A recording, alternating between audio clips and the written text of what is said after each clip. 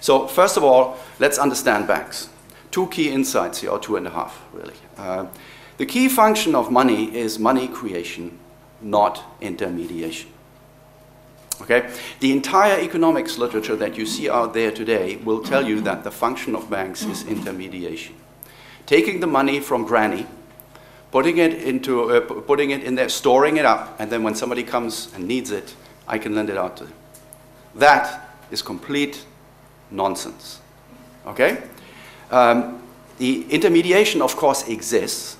Of course it exists, but it is incidental and secondary, and it comes after the actual money creation. Banks do not need to attract deposits before they lend money.